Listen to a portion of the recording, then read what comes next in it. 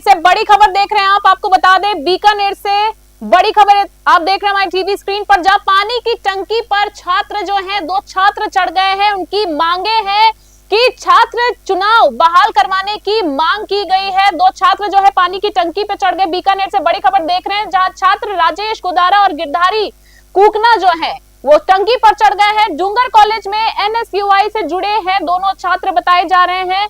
बीकानेर से बड़ी खबर, मौके पर पुलिस पहुंच चुकी है और पूरे जो मामले का जायजा लिया है, उनको समझाइश की गई है पुलिस के साथ।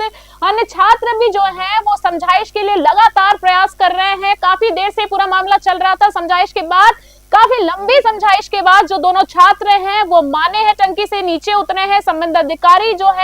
संबंधित अधिकारी उन्होंने आश्वासन दिया है कि जो उनकी मांगे हैं उस पर पूरा करने पर अमल किया जाएगा। बीकानेर से बड़ी खबर देख रहे हैं आप, और इसी बीच इस पूरे मामले पर हमारे साथ ज्यादा जानकारी के लिए हमारे संवाददाता जुड़ गए हैं, तो हम उनसे जानना चाहेंगे। लोकेश बोरा हमारे साथ जुड़ गए हैं बीकानेर से।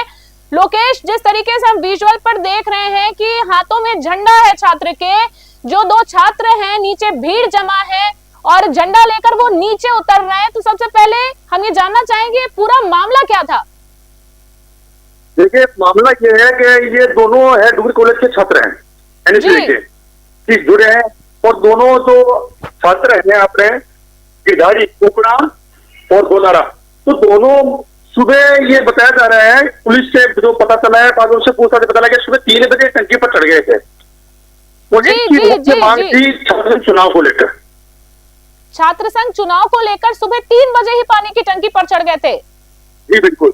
कितने घंटे इनको समझाइश की गई? कब ये पूरा मामला लोगों के ध्यान में आया? क्या क्या मांग है इनकी? और सबसे बड़ी बात लोकेश, मैं ये जानना चाहूंगी, आखिर सरकार जो है वो छात्र संघ चुनाव क्यों नहीं कराना चाह रही है, जिसकी वजह से इस तरह से बार बार हमारे सामने खबरें आती हैं कि छात्र इस तरीके से पानी की टंकी पर चढ़ जाते हैं, और कहीं ना कहीं इनकी जान माल का भी जो एक मामला है वो जुड़ जाता है इस पूरे मामले से।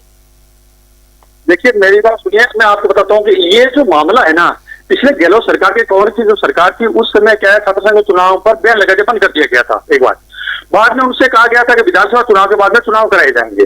अब विधानसभा चुनाव भी हो चुके थे, तो उन्होंने सोचा कि अब चुनाव करेंगे, तो अब कहीं ना कहीं ऐसा लग रहा है कि भाजपा जो सरकार वो भी चुनाव कराने के इच्छुक नहीं है। ऐसे में छात्रों का आक्रोश है कि ये चुनाव कराना चाहते हैं, इसलिए उन्होंने टंकी पर चढ़कर अपनी मांग मनवाने के लिए बदला सरकार को एक संदेश भेजा है।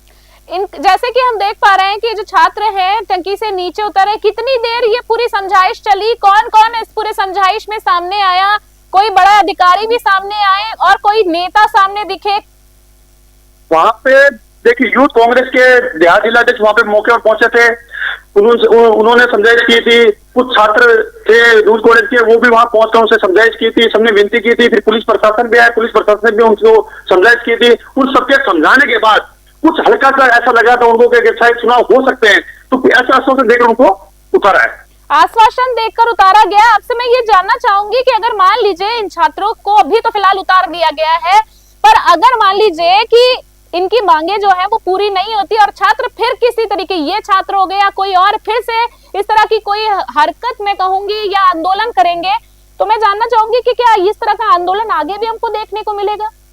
जी बिल्कुल, आपने सही कहा, आपने आगे भी देखने को मिलेगा, क्योंकि ये देखिए कल बजट के बाद जी दूसरे दिन जिस प्रकार से एनएसयूआई के छात्र संगठन टंकी पर चढ़कर जो विरोध प्रदर्शन कर रहे थे, मांग कर रहे थे चुनाव के लिए, अब जैसे बीकानेर में ये आग लगी है तो धीरे धीरे हर क्षेत्रों में आग लगी। राजस्थान विश्वविद्यालय भी इसके अंदर आएगा, जयनारायण विश्वविद्यालय जोधपुर का भी छात्र संगठन है, वो भी इसके अंदर आएंगे। तो ये धीरे धीरे मैंने क्या है, छात्रों को संगठन ये मामला फैलेगा।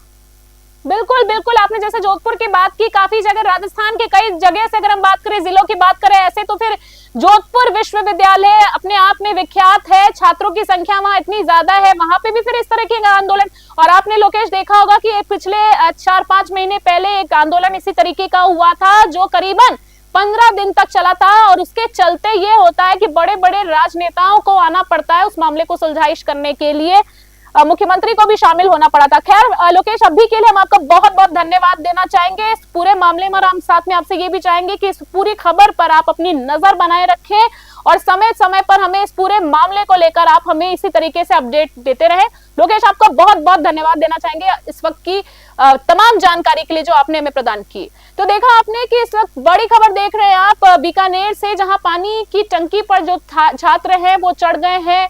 उनकी जो मांगे हैं, छात्र संघ चुनाव होना चाहिए, जो कि कहीं ना कहीं वाजिब मांग है। कल देखा आपने कि बजट घोषित कर दिया गया है, छात्रों के लिए बजट में काफी सारी चीजें मेंशन की गई है, रोजगार को लेकर मेंशन की गई है, युवाओं को लेकर।